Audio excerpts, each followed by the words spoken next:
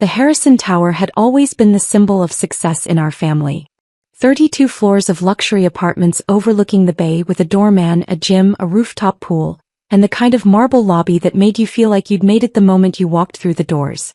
My brother Derek lived on the 28th floor. He'd been there for 3 years and he never let anyone forget it. I was 27 years old, sitting in Derek's apartment for what he'd called an emergency family meeting, and I could already tell this wasn't going to go well. "Thanks for coming on short notice," Derek said, pouring himself a scotch from the crystal decanter on his bar cart. He didn't offer anyone else a drink. "I wanted to discuss Mom's living situation." Our mother sat on Derek's leather sectional, looking uncomfortable. She was 63, recently widowed and living in the house where Derek and I had grown up, a modest 3-bedroom in the suburbs that was now too big for her alone. "I've been thinking," Derek continued, "that it's time for Mom to downsize. The house is too much for her to maintain and frankly, it's not in the best neighborhood anymore." "The neighborhood is fine," I said quietly. Derek ignored me. "I've found a lovely assisted living community about 20 minutes from here. Very affordable, lots of activities, other widows her age." "I'm not an invalid," Mom interrupted. "I don't need assisted living." "Not yet," Derek agreed smoothly. "But it's better to plan ahead. The facility has different levels of care available as you age. It's practical. It's also expensive," I pointed out. "Those places run $4,000 to $6,000 a month. Which is why we need to sell the house," Derek said. "The equity will cover several years of care and by then we can reassess." I noticed he said we but meant I. Derek had always been good at making unilateral decisions sound collaborative. "I don't want to sell the house," Mom said firmly. "Your father and I bought that house 35 years ago. You and Naomi grew up there. It's full of memories. It's full of outdated appliances and a roof that needs replacing," Derek countered. "Be realistic, Mom. You can't maintain it on your own." "She's not on her own," I said. "I've been helping." "You?" Derek laughed. "Naomi, you can barely afford your own rent. How are you going to help Mom maintain a house?" "I manage," I said evenly. "You work at a property management company," Derek said dismissively. "You make what, $40,000 a year? Maybe $50,000 if they're generous? You're not in a position to help anyone." My mother's sister, Aunt Denise, spoke up from her chair by the window. "Derek has a point, honey. You're still establishing yourself. It's wonderful that you want to help, but maybe Derek's idea makes more sense financially." "Exactly," Derek said. "This isn't about what anyone wants emotionally. It's about what makes financial sense. Mom needs to sell the house, move somewhere more manageable and let me handle the financial planning." "Let you handle it," I repeated. "I'm a senior account manager at Fidelity," Derek said, his chest puffing slightly. "I manage $200 million in client assets. I think I'm qualified to make financial decisions for this family." He'd been saying variations of this for years. Derek was 32, had an MBA from a decent school, and worked at a respected investment firm. He made good money, around $180,000 a year with bonuses, and he lived in the Harrison Tower, which everyone in our family knew cost at least $4,500 a month for his 2-bedroom apartment. I worked at a property management company, which was technically true. What my family didn't know was that I owned the property management company and 37 other buildings, including the Harrison Tower. But I'd never corrected their assumptions, and now seemed like an interesting time to continue that pattern. "Mom should make her own decisions," I said calmly. "Mom is emotional about this," Derek shot back. "She needs someone thinking clearly. Someone with actual financial expertise." "And you think that's you?" "I know it is. Naomi, look, I'm not trying to be harsh, but let's be honest about our respective situations. I live in the Harrison Tower. I drive a BMW. I manage millions in assets. He gestured vaguely at me. "You can't even afford rent here." The words hung in the air. Mom looked uncomfortable. "Derek, that's unkind." "It's honest," Derek interrupted. "Naomi works in property management. She probably makes entry-level wages. There's nothing wrong with that, but it means she's not in a position to offer financial advice to anyone." Aunt Denise nodded reluctantly. "He's not wrong, Naomi. You're still young, still building your career. Maybe let Derek take the lead on this. Maybe try Section 8 housing, Mom added quietly, trying to be helpful. I've heard they have programs for young professionals now. Nothing to be ashamed of. I just smiled quietly. Section 8 housing. My mother was suggesting I apply for government housing assistance while I sat in an apartment building I owned, listening to my brother lecture me about financial planning. The irony was almost beautiful. Derek was warming to his theme now. In fact, Naomi, maybe this is a good opportunity to discuss your own financial situation. Have you thought about your retirement planning? Your emergency fund? Do you even have a 401k? I'm financially stable, I said mildly. Stable isn't the same as secure, Derek lectured. At your age, you should be saving at least 15% of your income. Are you doing that? I'm doing fine. That's not an answer. Look, I'm happy to help you set up a basic investment account. Nothing fancy, maybe some index funds, a Roth IRA. I can walk you through the basics. That's generous, I said. It's family, Derek replied magnanimously. I'd be a pretty terrible brother if I didn't help you get on track financially. There was a knock at the apartment door. Derek frowned. I wasn't expecting anyone. He walked to the door and opened it to reveal Michael Torres, the building's property manager. Michael was 52, had been managing the Harrison Tower for me since I bought it 18 months ago, and he was holding a tablet and looking apologetic. Mr. Williams, Michael said formally. I apologize for the interruption. I need to speak with Ms. Williams for a moment. Pie mother? Derek asked, confused. Ms. Naomi Williams, Michael clarified, looking past Derek to where I sat. Every eye in the room turned to me. I stood and walked to the door. What's up, Michael? I'm sorry to interrupt your family gathering, but we have a situation with Unit 2804. The tenant is 3 months behind on rent, and the final notice period expired yesterday. He glanced at Derek, then back to me. Ms. Williams, should I start the eviction process? The silence in Derek's apartment was absolute. Unit 2804, I said slowly. That's Mr. Williams's unit, correct? Yes, ma'am. Derek Williams. 3 months overdue. That's $13,500 in back rent plus late fees. Derek had gone pale. There must be some mistake. I'm current on my rent. I paid last month. You paid 2 months ago, Michael corrected, consulting his tablet. August rent was paid on August 3rd. September and October went unpaid, and November's payment was due 5 days ago. That's impossible. I have autopay set up. Your bank rejected the September payment due to insufficient funds. Michael said professionally. We sent a notice to your email and to your physical mailbox. When September remained unpaid through the end of the month, we sent a formal demand letter for both September and October. That was ignored as well. Derek was frantically pulling out his phone. This is a mistake.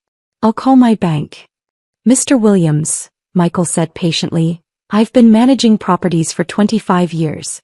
I know the difference between a banking error and unpaid rent. You're 3 months behind.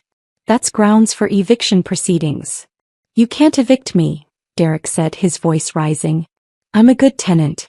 I've been here for 3 years. Which makes the sudden non-payment more concerning, Michael replied. Ms. Williams, what would you like me to do? Mom was staring at me. Why is he asking you? I looked at Michael, then at my family, then back to Michael. Give me a moment with my family, please. Of course, ma'am. I'll be in the lobby when you're ready to discuss this further. He nodded politely and left. Derek closed the door slowly. When he turned back to us, his face was red. What the hell was that? Why was he asking you about my eviction? Because I'm the owner, I said simply. The owner of what? The building. The Harrison Tower. I bought it 18 months ago for $87 million. Michael manages it for me, but all major decisions, including evictions, require my approval. Aunt Denise laughed nervously. That's not funny, Naomi. I'm not joking. Derek was shaking his head. That's insane. You're telling me you own this building? This luxury high-rise in the most expensive part of the city? Yes. With what money? You work at a property management company. I own a property management company, I corrected. Williams Property Group. We manage 42 buildings across 3 states. Current portfolio value is approximately $340 million. The number landed like a physical blow. Mom had gone white. $340 million? Give or take depending on market conditions. The Harrison Tower is one of our flagship properties. We bought it as part of a larger acquisition deal. 6 buildings total, all luxury residential. Derek sat down heavily on his sectional. You're lying. This is some kind of joke. I can show you the deed if you'd like, I offered. It's public record. Williams Property Group LLC purchased the Harrison Tower from Coastal Residential Partners in March of last year. I'm the sole owner of Williams Property Group. How? Mom whispered. How is this possible? I started the company 5 years ago with a small commercial property I bought using money I'd saved. I renovated it, leased it out, used the profits to buy another property. Then another. I built it slowly, carefully, reinvesting everything. 5 years, Aunt Denise said faintly. You've been doing this for 5 years? Yes. I started when I was 22 with a $400,000 commercial space in a developing neighborhood. I saw the potential before other investors did. By the time I was 24, I owned 3 properties. By 25, I had 8. The growth accelerated from there. Derek was staring at his phone, frantically searching. Williams Property Group, he read aloud. Private real estate investment and management firm. Specializes in luxury residential and mixed-use properties. Portfolio includes. He looked up, his expression shocked. The Harborview Apartments. The Metropolitan Complex. The fucking Harrison Tower. You own all of these. Among others, I confirmed. But you never said anything. You let us think. I let you assume, I corrected. There's a difference. I work in property management. That's true. I just happen to own the company doing the managing. Mom was crying quietly.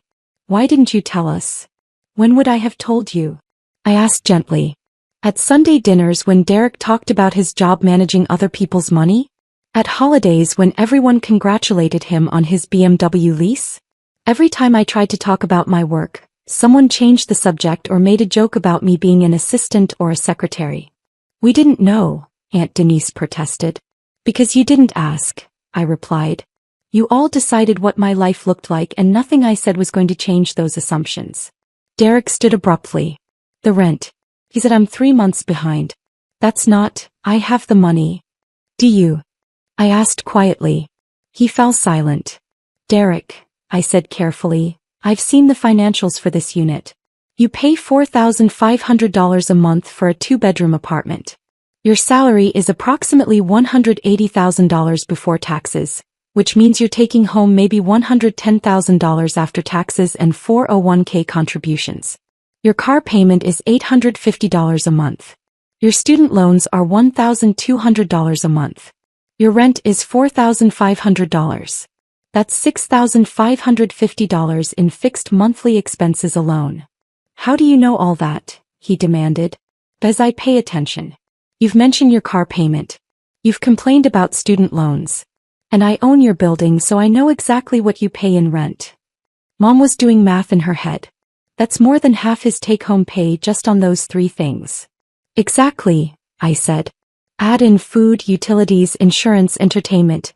Derek's been living paycheck to paycheck for years. One unexpected expense, one bad month, and suddenly he can't make rent. Derek's face was red. I had some unexpected costs. My car needed repairs. $4,000 in repairs, I said. I know because you mentioned it at dinner last month. You had to use your emergency fund. So, that's what emergency funds are for. They are. But you didn't rebuild it. Then your friend got married and you were in the wedding party. That was another $2,000 between the tux rental, the bachelor party, the gift, the travel. Then you took that vacation to Miami. I deserved a vacation. I'm not saying you didn't. I'm saying you've been spending more than you make for months and now it's caught up with you. The September rent hit your account when you didn't have enough to cover it. October was the same. And now November is due and you're $13,500 in the hole. The apartment was completely silent. How do you know all this? Mom asked quietly. Some of it he told us at family dinners. The rest I could deduce from the rental records and the notices Michael sent. Derek ignored 3 separate communications about the past due rent. Derek was staring at his phone, his face pale. I thought I had autopay set up. I thought it was handled. I've been so busy at work. Too busy to check your bank account? I asked. Too busy to read the notices in your mailbox? I get a lot of mail. I thought they were just newsletters or... He stopped, realizing how weak that sounded. Aunt Denise was shaking her head. Derek, honey, how could you let it get this bad? I didn't let it get anywhere, Derek snapped. I've just had some cash flow issues. It happens. I'll pay it all back. With what money? I asked. Your next paycheck? That won't even cover 1 month of rent, let alone 3 months plus late fees. I'll figure it out. Will you? Because from where I'm sitting, you're about to be evicted from your luxury apartment while trying to convince Mom to sell her house so you can manage her finances. The implications settled over the room like ash. Mom looked at Derek with new eyes. You wanted me to sell the house, while you were behind on your own rent. That's different. How is it different? Mom demanded. You stood here and told Naomi she couldn't afford to live in this building while you're 3 months behind on rent. You lectured her about financial planning while you're facing eviction. I'm not facing eviction, Derek said desperately. Naomi wouldn't evict her own brother. Right, Naomi? You wouldn't actually evict me. I looked at him for a long moment. Why not? Because I'm your brother. Because we're family. We are family, I agreed. But this is business. You've violated the terms of your lease. You've ignored multiple notices. You've failed to pay $13,500 in rent. Those are grounds for eviction regardless of who you're related to. You can't be serious. I'm very serious. I have 42 buildings to manage, Derek. Hundreds of tenants. If I make exceptions for family, word gets out. Standards slip. The business suffers. So what, you're going to evict me? Put me out on the street. I'm going to enforce the terms of your lease, I said calmly. What happens next depends on you. Derek's hands were shaking. I don't have $13,500. I don't know where I'd get it. You could sell your car, I suggested. That BMW is worth at least $35,000. That would cover your back rent and give you a cushion while you figure out a more sustainable living situation. Sell my car? Are you insane? I need that for work. You work downtown where public transit is excellent, I countered. You don't need a $70,000 car. You want it? There's a difference. This is unbelievable, Derek said, his voice rising. My own sister is going to evict me because I had a few bad months. 3 months, I corrected. And it's not because you had bad months. It's because you've been living beyond your means for years, and instead of adjusting your lifestyle when reality caught up with you, you ignored the problem until it became a crisis. Mom was watching this exchange with growing concern. Naomi, you can't actually evict your brother. I can, I said. And legally I probably should. But I'm willing to offer an alternative. Derek looked up hopeful. What alternative? You have 30 days to pay the back rent in full. During that time you can stay in your apartment. But at the end of 30 days, regardless of whether you've paid or not, you're moving out. Moving out? But I paid. The market rate for your apartment is $5,200 a month, I said. You've been getting a below-market rate because you signed your lease 3 years ago before the neighborhood values increased. But you can't afford even the discounted rate. You certainly can't afford market rate. So you're kicking me out anyway. I'm giving you 30 days to find a place you can actually afford, I corrected. Consider it a favor. Most landlords would start eviction proceedings immediately and have you out in 14 days with an eviction on your record that would make it nearly impossible to rent anywhere decent. Aunt Denise spoke up hesitantly. Naomi, maybe you could reduce his rent? Since you own the building. I could, I agreed. But I won't. Derek needs to learn to live within his means. Subsidizing his lifestyle doesn't help him. It just delays the inevitable. You're being cruel, Derek said. I'm being honest, I replied. Something you haven't been with yourself for years. You make good money, Derek. $180,000 a year is more than most people will ever make. But you spend like you make $300,000. The math doesn't work and eventually reality catches up. Mom had been quiet, processing all of this. Now she spoke, her voice steady. Derek, is this why you wanted me to sell the house? Were you planning to use the money from the sale?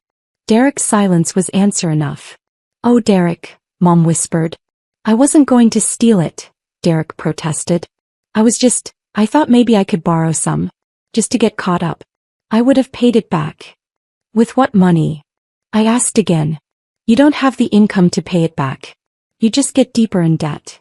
I could get a raise. Could you? Or are you just hoping? Derek, you're a senior account manager.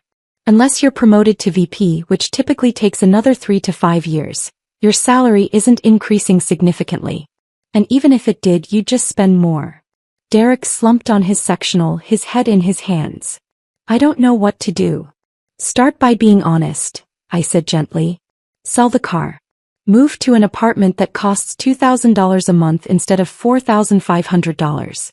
Cut up your credit cards. Build an actual emergency fund. Live like you make $180,000 instead of pretending you make twice that. And give up everything I've worked for? You haven't worked for any of it, you've borrowed for it, I said. The car is leased. The apartment is rented. The lifestyle is financed. None of it is actually yours, Derek. It's all just expensive borrowed time. The truth of that statement settled over him visibly. Mom stood and walked to the window looking out at the city lights. Naomi, this building you own, what's it worth? The Harrison Tower. Current market value is approximately $105 million. We paid $87 million 18 months ago and put another $6 million into renovations and upgrades. It's appreciated nicely. $105 million, Mom repeated softly. And Derek lives here. In your building. Paying rent to you. Technically paying rent to Williams Property Group, but yes. I've known he was behind on rent for 6 weeks. Michael wanted to start eviction proceedings immediately, but I asked him to wait. I wanted to see if Derek would reach out to me, maybe ask for help or advice. But I didn't, Derek said hollowly. No. Instead, you called an emergency family meeting to tell Mom she should sell her house so you could manage her finances. Finances you would have likely mismanaged into covering your own debts. Derek didn't deny it. Aunt Denise was looking at me with new respect. You're very different than I thought, Naomi. I'm exactly who I've always been, I replied. You all just made assumptions. Mom turned from the window. The house. You said Derek wanted me to sell it. What do you think I should do? What do you want to do? I asked. I want to stay in my home. But Derek's right that it needs work. The roof, the furnace is old, the kitchen could use updating.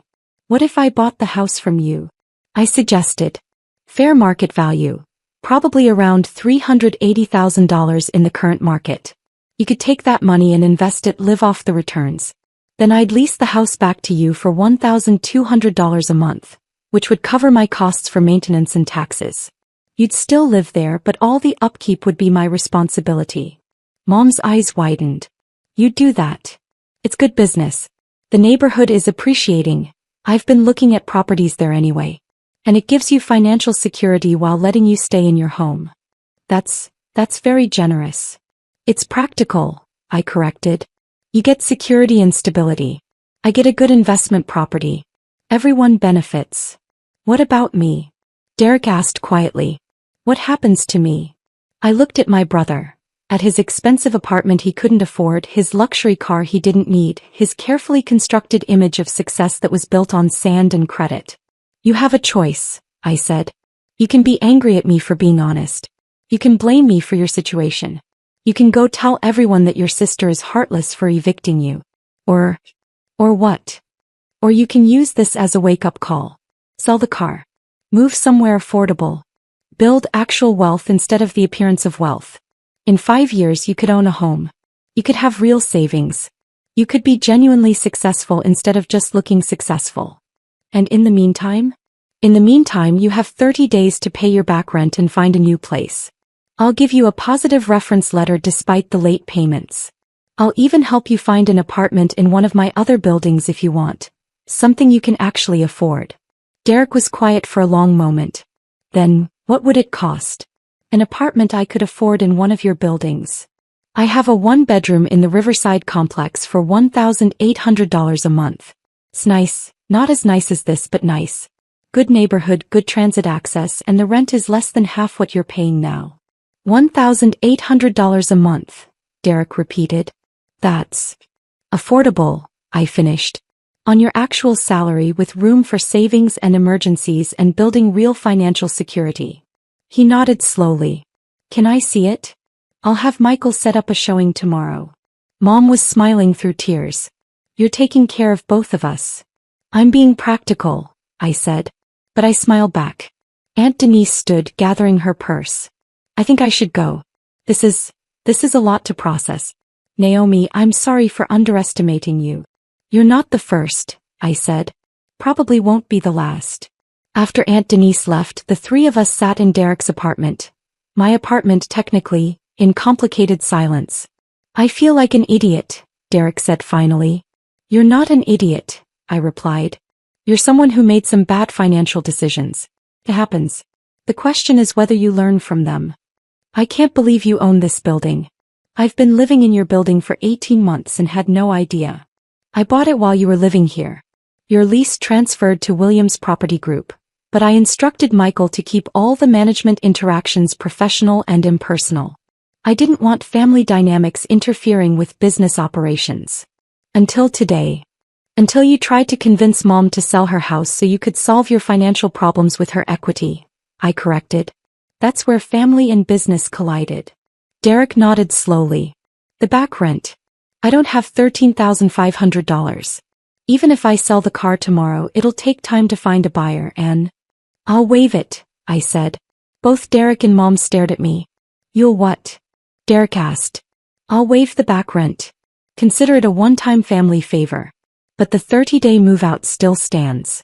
And Derek, if you move into the Riverside Complex apartment, I expect rent on time every time. No exceptions.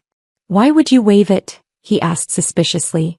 Because you're my brother, and despite everything, I don't want to see you fail.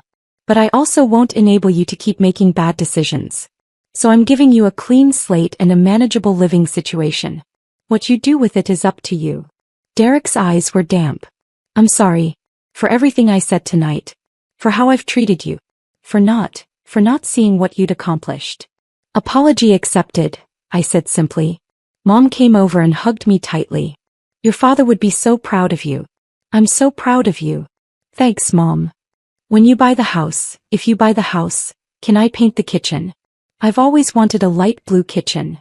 I laughed. It's your house, Mom. Paint it any color you want. I'll even hire the painters. After another hour of logistics discussion, Derek's move-out timeline, Mom's house sale details, the Riverside Complex apartment showing, I finally left Derek's apartment and took the elevator down to the lobby. Michael was waiting as promised. How'd it go? He asked. About as well as could be expected. He'll be moving out in 30 days. I'm waiving the back rent. Michael nodded. Family is complicated. Always, I agreed.